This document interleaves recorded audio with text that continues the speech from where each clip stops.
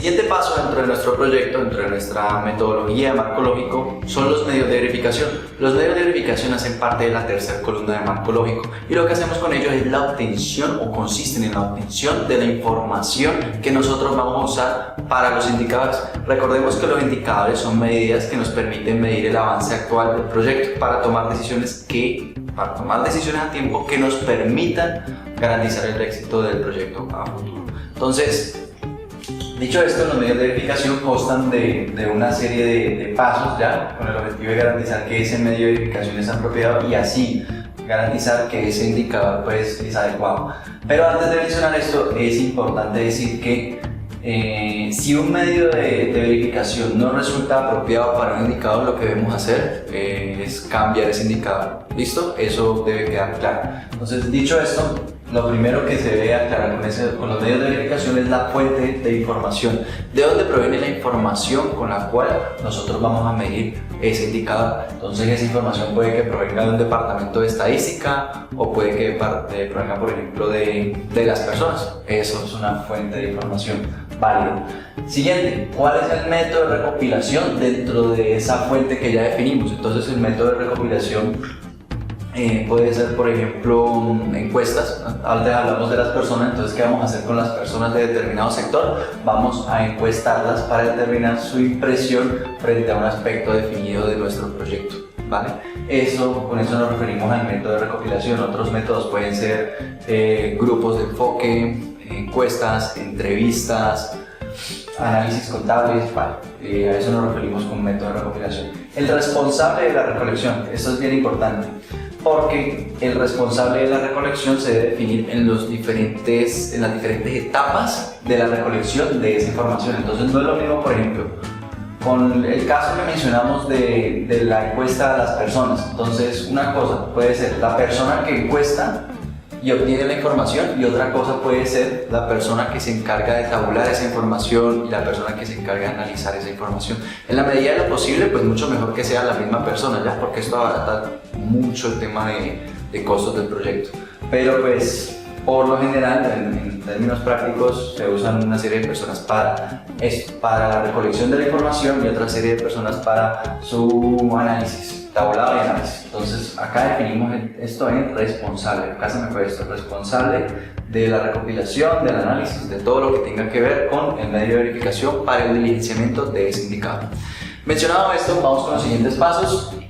Método de análisis. Con el método de análisis nos referimos a, una vez tenemos obtenida esa información, entonces lo que mencionábamos después, ese otro responsable, ¿de qué forma va a ser el análisis de esa información? El análisis puede ser algo tan sencillo como una serie de sumas, como un conteo, o puede ser algo tan complejo como un análisis estadístico multivariado. Frecuencia. Con la frecuencia definimos cada cuánto se va a obtener esa información. Se va a obtener semana a semana, se va a obtener mes a mes, se va a obtener una vez al año, y esto va directamente relacionado sobre si ese medio de verificación proviene, por ejemplo, de las actividades, de un componente, de un propósito, de un fin. Probablemente los medios de verificación asociados a actividades, su frecuencia sea mucho menor, digamos semanal, mensual, que por ejemplo la frecuencia de uno de los fines del proyecto. Eso está claro. La aplicación de la información. Con la aplicación nos referimos a el propósito y uso de esa información una vez se ha obtenido.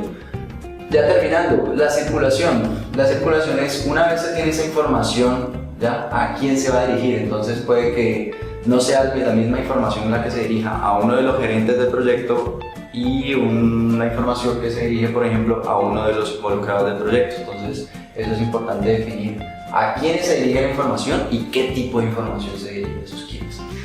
Por último tenemos el formato de difusión. Entonces, si encuestamos, recordemos el ejemplo que mencionamos, si encuestamos acá a las personas, pues a esas personas se les va a ser necesario que se le haga un formato de difusión, quizás no por correo electrónico, sino más bien en persona o a través de publicidad o un programa de televisión.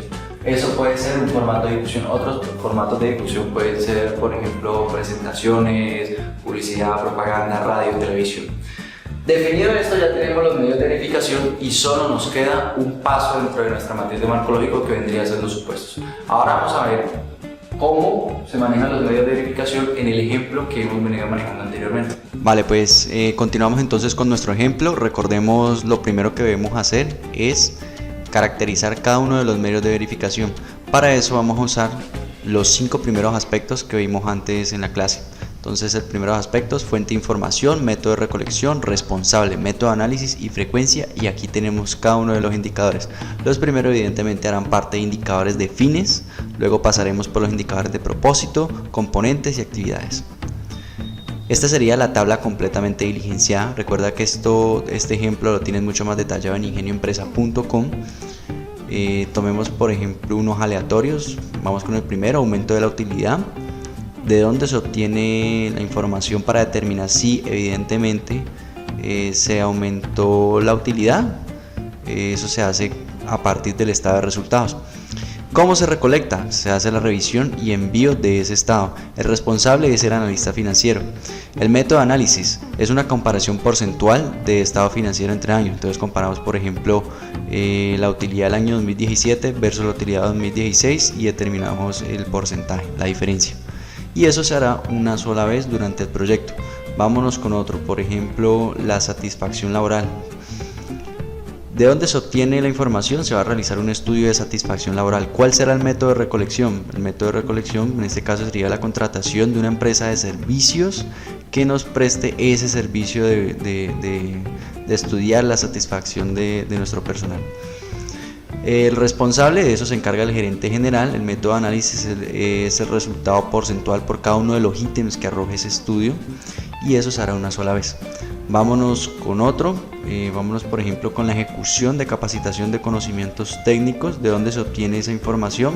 Pues se obtiene de las listas de asistentes tras las capacitaciones, de los documentos, de las fotos, ya que es una evidencia, o por las mismas reuniones. El método de recolección es la entrega de actas de capacitación firmada por cada capacitación. Entonces, aquí una reflexión, o sea, muchas veces cuando vemos la parte teórica de la matriz de marco lógico, nos abrumamos con tantos conceptos complejos que puede llegar a tener, y vemos que muchas veces pues eso es una herramienta realmente que puede ser tan simple, ¿ya? Tan simple o tan compleja como lo sea el proyecto. De ahí que el proyecto que estemos manejando con la empresa privada pues nos permite evidenciar realmente que se puede y que es una herramienta bastante simple. Listo, seguimos. ¿Dónde fue que quedamos? Acá. El responsable de esto se va a encargar del analista del desarrollo. ¿Cómo lo va a hacer? ¿Cómo se va a analizar esa información ya recolectada? Pues simplemente por un conteo y cálculo porcentual para cada una de las capacitaciones. Y eso se realizará a nivel mensual, así que probablemente esto hace parte de un componente. Listo. Hacemos exactamente lo mismo con cada uno de los indicadores que definimos en la segunda columna. Y esta ya sería pues los medios de verificación redactados, ya nuestra matriz de marco lógico casi terminada. Entonces, el incremento de la utilidad, al final, ¿cómo se va a verificar? Con el estado de resultados del tercer año después de culminado el trimestre. Antes hablamos de la satisfacción laboral. Esto hacía parte del aumento de la motivación de la mano de obra. Aquí lo tienes. Entonces, el estudio de satisfacción laboral aplicado a todo el personal de la compañía un año después de terminado el proyecto. Y antes hablamos de capacitaciones. Tomemos uno, por ejemplo, un programa de capacitación para el personal de postventa. Entonces hablamos de ejecución de capacitación de conocimientos técnicos, acá que es registro de capacitaciones. ¿Listo? Con esto terminamos esto, no es más, y nos vemos en el próximo video ya para hablar de los supuestos dentro de nuestra matriz de marco lógico.